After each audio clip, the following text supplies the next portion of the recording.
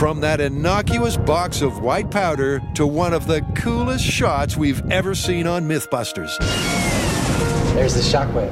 I never get tired of seeing that. Look, look, look. You can even see the shadow of the shockwave there on the ground. Looks like there's a lot of stuff that's kind of spraying out all around the ground at the same time as it's shooting up. It's going to be like a potato chip, I think. You were right. It is a little potato chippy.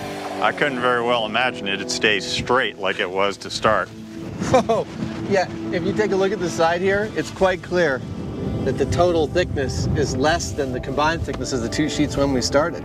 Yeah, it looks like it's like clay. Just to give you an idea about how much force was involved in that explosion, I'm standing at ground zero where that explosion occurred. It's about a 3-foot deep crater. And interesting note, this is very similar to the crater that Jamie created when he first came to Earth. Well, that there was one heck of a lot of destruction and mayhem we created in pursuit of this myth. I'll say. Well, where does that leave us? Well, we've proved that it is possible to pancake a compact car. Although you'd have to go close to the speed of sound to do it. And we've proven that you can fuse two pieces of steel together. You need about 500 pounds of high explosive to do that. And since none of those things happen on any highway or freeway I've ever driven on, I think we have to call this one... Busted. Yeah, busted. Again, busted. Next, Reminds me of now. our well-drilled platoon Cars away, cars away. What's the speed, Grant? 45. attempt to pull off their biggest myth mission ever. Dropping in 3, 2, 1. Release the car! There she goes!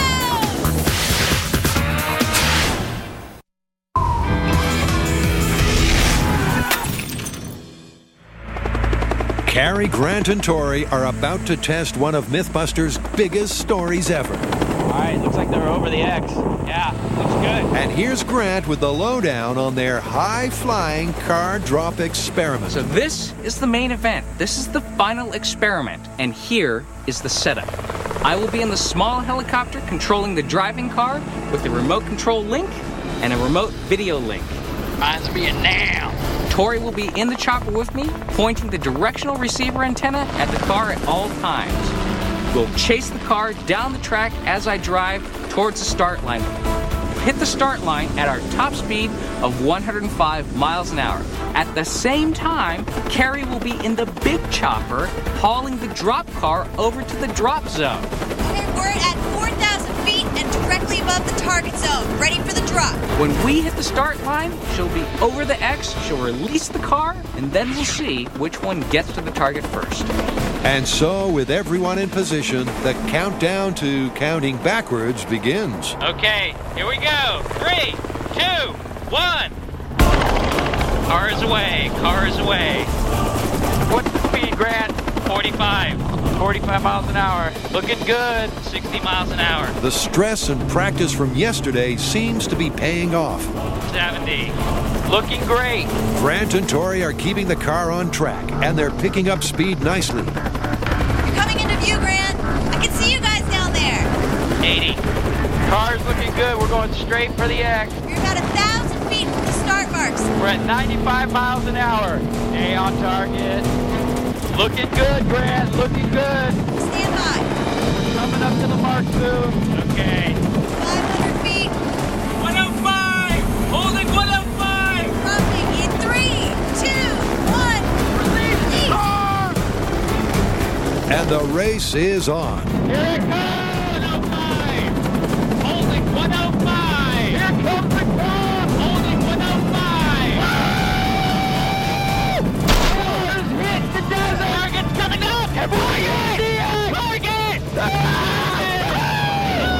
That was spectacular, and the result was there for all to see.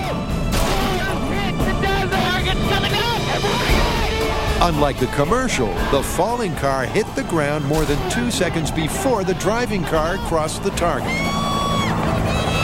And despite being back on the ground, it's quite obvious the team's adrenaline levels are still sky high.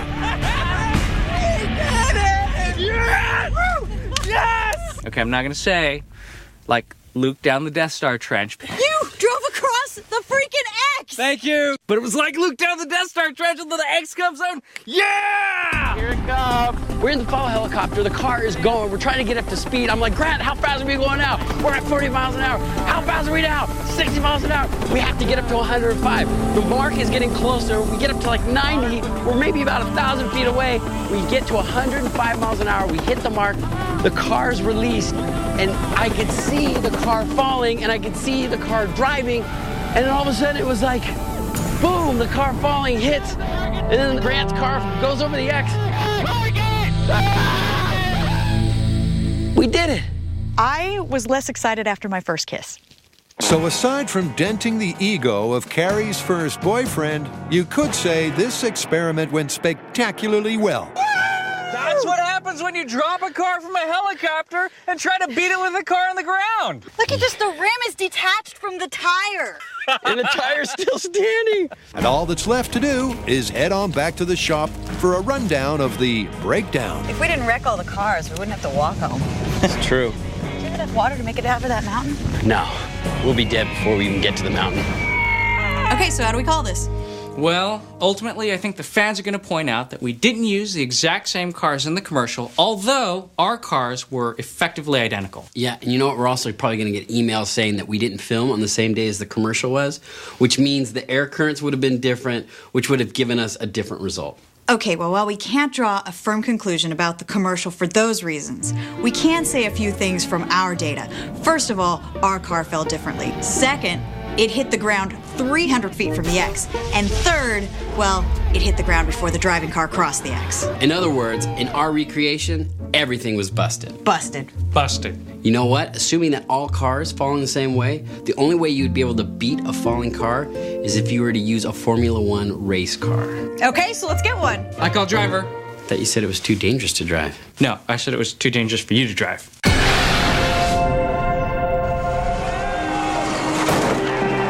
So the demolition derby is done. And all that's left to do is confirm that, yes, automobiles were hurt in the making of this program.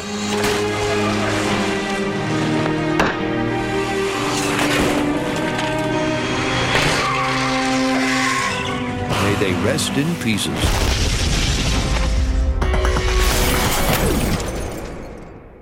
Car drop has got to be the biggest myth we've ever busted. Yeah, there was so much preparation for that, and a lot of it didn't even fit into the episode. Well, if you want to see the rest, go to discovery.com/mythbusters.